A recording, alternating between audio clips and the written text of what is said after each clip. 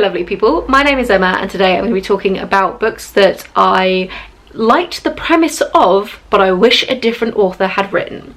And by that I mean I liked the world building, I liked the kind of the concept, the features, but there was just something about the way that the author decided to handle it that I think a different author would have done better. And in some cases I even have the author in question that I think would have done it more interestingly and that I wish had kind of written it.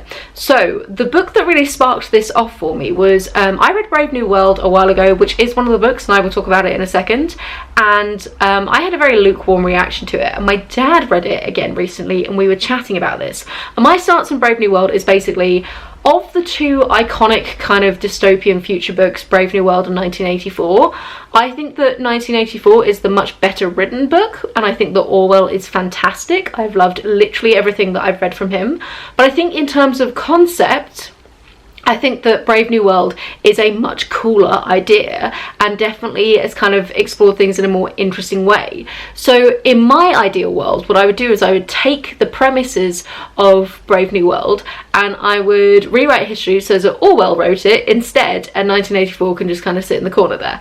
So this is the kind of book, the idea, the conversation that has sparked this whole video, because when looking through my shelves I realised that there are a couple other books that I really love the premise of, but I just wish a different author had tackled them.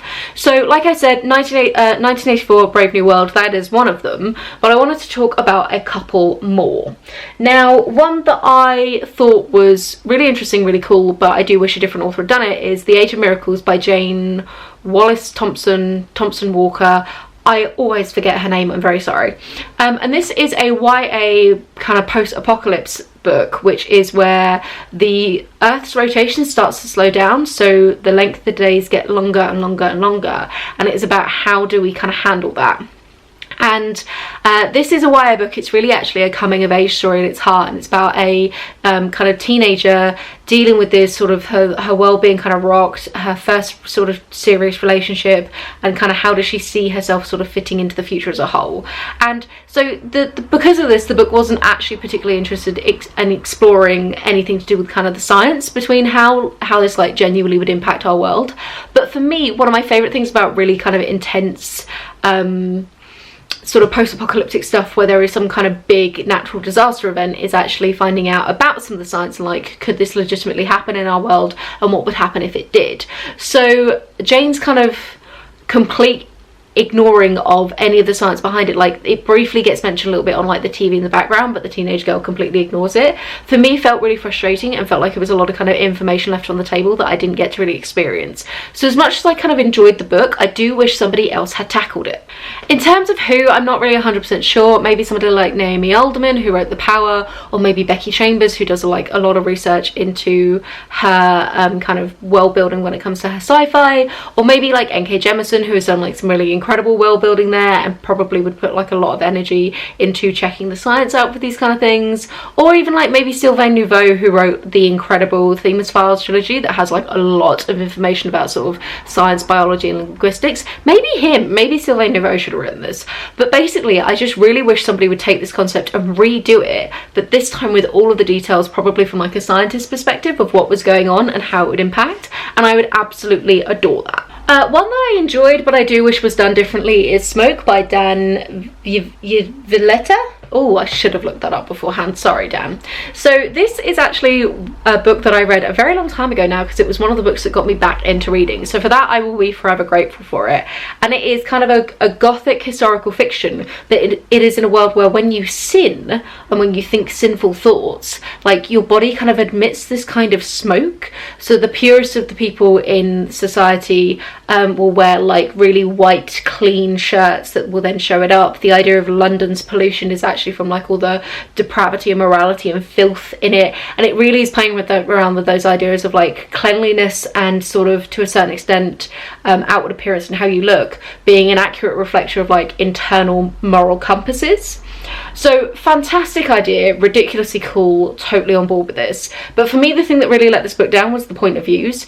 It follows three main characters which it bounces from point of view with, but it interspersed between each one of those chapters is a completely random point of view of somebody who is sort of like peripheral to the scene that's just happened and sort of gives you like a fully outside look onto it, which I do not like as a feature. Too many points of view really annoy me in a book.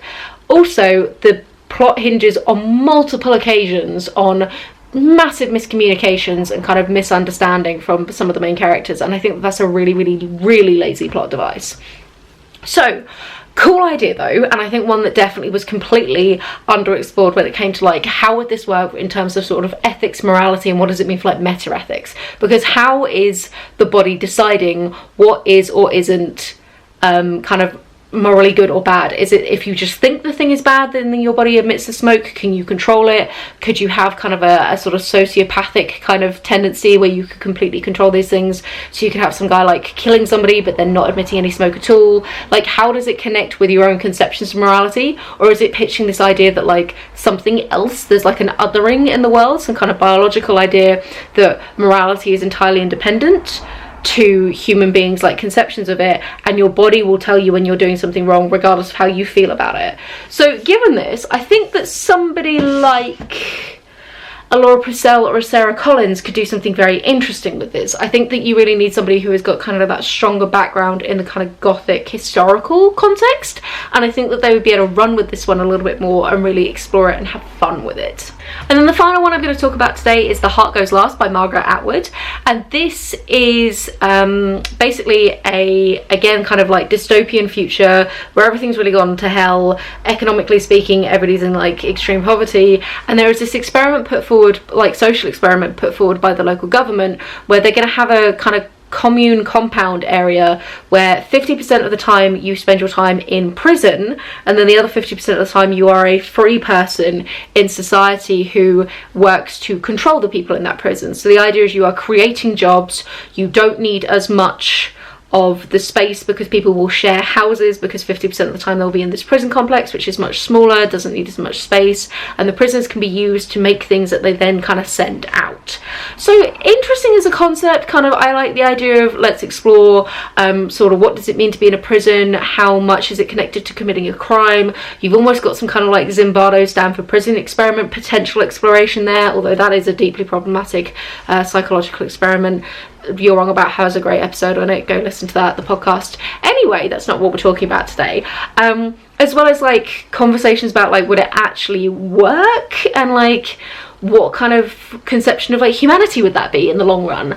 And it just does none of that. Then it just does this weird like love triangle nonsense. Then at one point one of the characters has to pretend to be an Elvis impersonator and get shipped out in a box of Elvis sex toys. There's potential conversations about like child trafficking. It's just, Margaret Atwood throws everything but the kitchen sink into this book.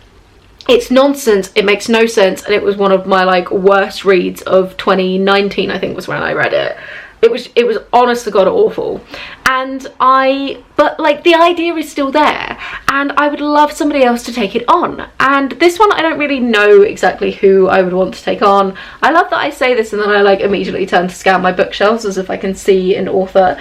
I feel like this is one that really needs some kind of like strong sci-fi element. Again, Sylvain Nouveau has a cool one called The Test, which like was a kind of thought experiment. You've got a very thought experiment-esque thing going on here, so I feel like somebody who's got a really strong background in sort of weird sci-fi. Maybe Claudia Gray, who just did Defy the Stars. That one was kind of cool. That one's kind of talking about a lot of different things with AI. Maybe a Becky Chambers again. This could be interesting. I'm not really too sure, but basically not Margaret Atwood is the answer. So this is kind of it really from me. This is a slightly weird video. Do you have any books that you've read and kind of go like, ah, cool concept, like A for idea, F for execution? And do you have any particular authors that you can think of that you think would do a better job with them? As soon as I've now said that this is it, I can think of like a bunch more books that kind of would fall into this category. So if you like this video, I might do another one and talk about another few books, kind of fiction books where I liked the idea but I thought they were executed badly.